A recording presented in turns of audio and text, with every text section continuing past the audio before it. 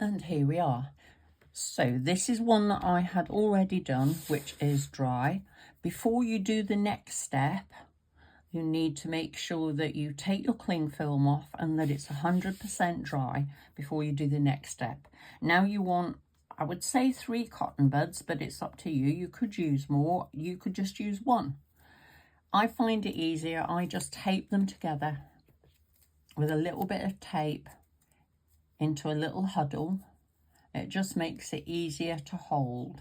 Okay, so that's my approach to it. Now before we move on to that bit, this is where you need to make sure that you've got your white acrylic or your gesso or whatever you're going to use to put your lights back on.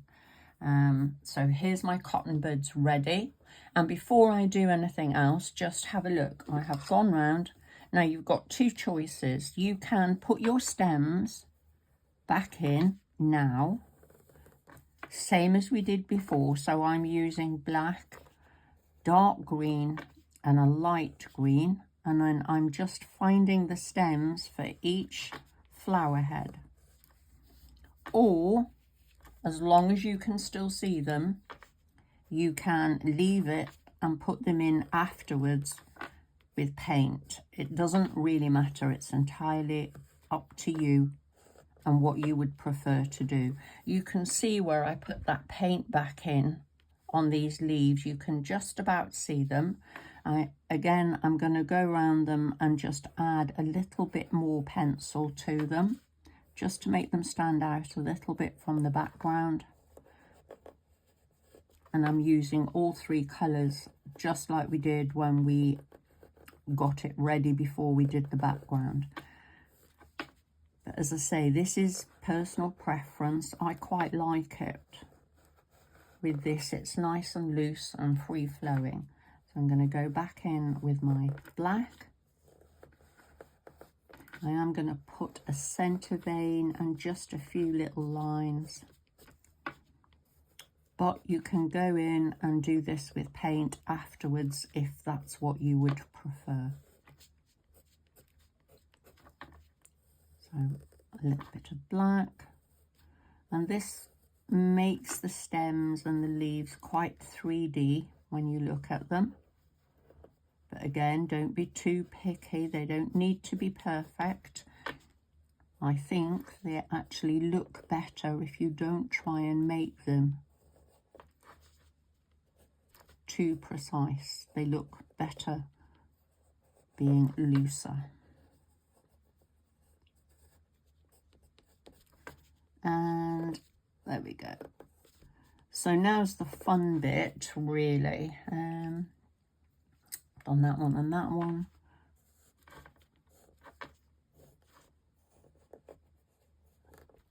We can come back to this afterwards and fill in any gaps. So here's our bit. Now I'm, as I said, using gesso. Now the thing I would recommend if you're using acrylic or gesso is that you put some into a little container. Now this is an old coffee jar lid. As you can see, it's had other lives, it's been used before. So I'm just tapping my cotton buds into the paint and then tapping a lot of it off, and all I'm going to do is very carefully, not really, just going around making these little dots all over it. Now I want to get some of these outside my pencil line and some of them stay inside, but I'm not covering it all up. You can still see through and the background that's behind it, and that's how we want it to be. I'm just tapping very lightly, I'm not pressing, I'm just very lightly bouncing or letting the earbuds, the cotton buds, bounce over it. Some of them are darker and some of them are brighter white, and this gives it the impression again of being very 3-dimensional. But you do want to make sure that you take a few of these outside your pencil lines so that they look as though they might be floating off. Now this one is a little bit different, remember.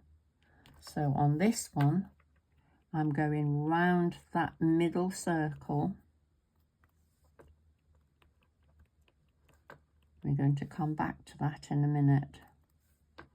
I'm just leaving a space there.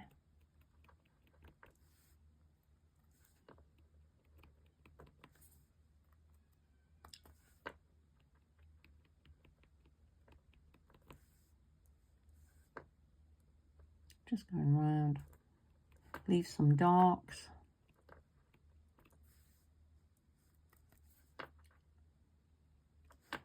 Here we go. I think that will do.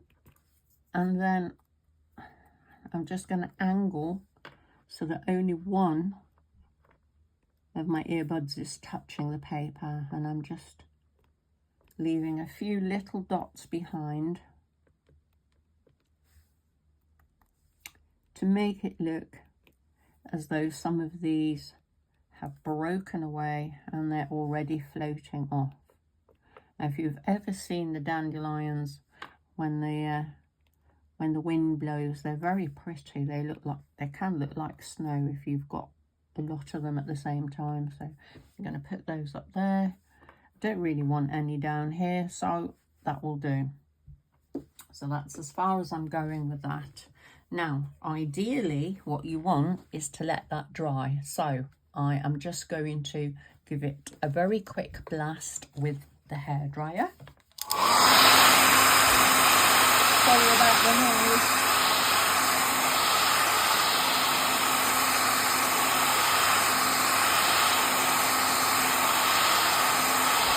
Nearly done.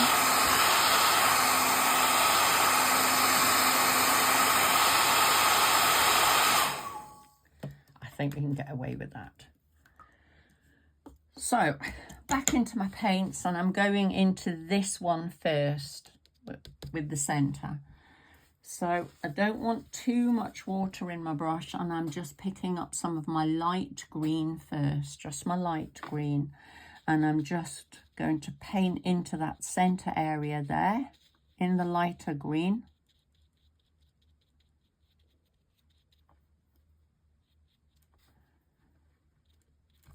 And then a little bit of the dark green, and I'm going around the edge and just making little dots all around the edge. While it's still wet, this will bleed back into the centre area. And then I want one very dark bit right here in the middle. So I'm making that very, very dark by adding or using some of the dark colour that I'd mixed for the bottom. You could just use a little bit of black right there. So from there, I am going to use my brush, but you could use your pencil. So from there, I'm just going to pull that down and add another stalk all the way down. So now, what you've got is the back view of your dandelion. And I think I'd quite like to brighten that up a little bit. So clean your brush, and I'm going to pick up some of my bright yellow. That's lemon yellow. And again, I'm just going to dot a little bit round the middle. And then I'm going to use just a little tiny bit along the edge of my stalk.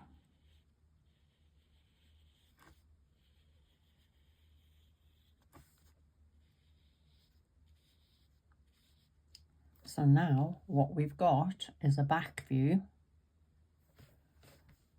of one of the dandelions.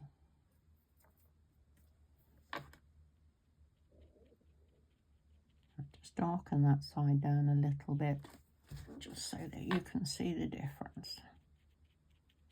There we go. So that one's done. So what about these? What are we going to do? Right, well, make sure you've got a pencil that's got a reasonable point on it. and you can use any colour you like. Browns are quite good. I'm just going to stick with the black. So for the ones that are floating away, I'm going to do like a little dot and then a tail. So I'm going to have a few floating away together here. So a little dot with a tail on it. And that makes it look like dandelion fluff floating off. I have some here. And we've got some over here. Now try and make sure your paint is dry when you do this, because if it's not, it's going to get all over you. And then these ones, that'll be fine. In some of the spaces, so here's my middle bit, there's my middle, I'm going to treat that as my middle. So in some of the spaces between the white, I'm just putting a few little lines, like the face of a clock, it needs to go round. I'm going to do that with all of these. Make sure everything comes back towards that center point. So if you need to, put a dot in the center so that you know the direction that you're going in. And again, some will be darker, some will be lighter. Even on this one, you can put a few little lines in.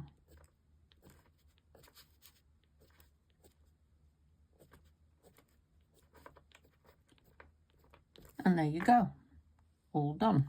Now, if you want to, this is the point that you could go in and put some more colours in your leaves, but you don't have to.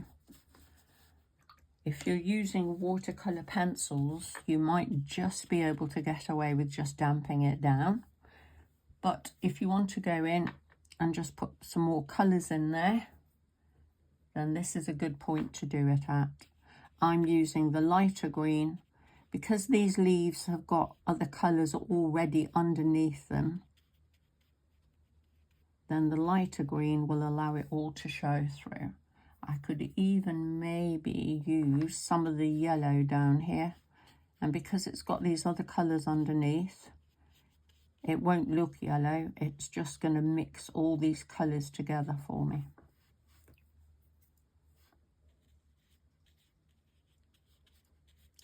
It really is a nice, good fun, very effective painting, I think. So, as always, I would say please like and subscribe, and feel free to share the video. Again, with my stems, I might just use the paintbrush. Remember, we've put all that pencil on. If it's watercolour pencil, going over it with a damp paintbrush will cause it to open the pencil and to mix. That one, I'm going to take another one from here, up here.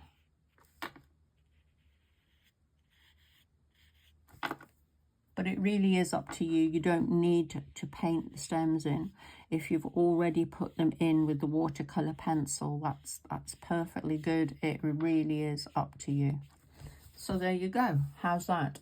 And don't forget, once you've finished, sign it. Always put your name on. Bye.